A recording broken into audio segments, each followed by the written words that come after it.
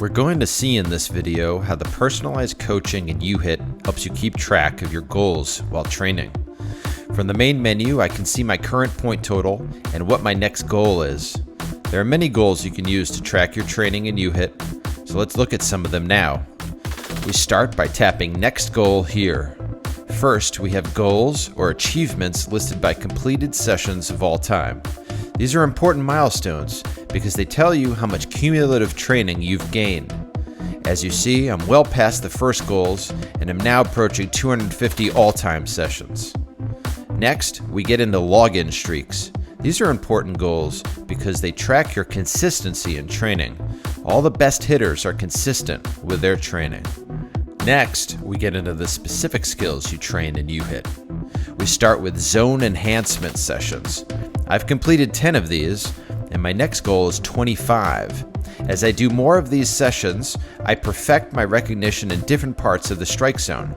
This helps me boost my on-base and slugging percentages. Next, we get to time enhancement. This skill is about speeding up reaction time to pitches in the zone. I haven't yet hit the first milestone of 5 of these sessions, but I'm more than halfway there. As I do more, I get faster at recognizing pitches to swing at, and this helps particularly drive my slugging percentage. Pitch recognition and zone recognition skills have similar milestones you can use to track progress, improving those skills too. As you complete more sessions of these, you will drive up your on-base and slugging percentages on the field. Then we get into goals and points, or XP. These goals are important because they give you an overall snapshot of your training progress in uHIT. The more points you've earned, the more pitch and zone recognition skills you've trained and can deploy in real games. I've already reached the 10,000 points goal here, and I'm working on the 50,000 goal, which you may remember from the main menu.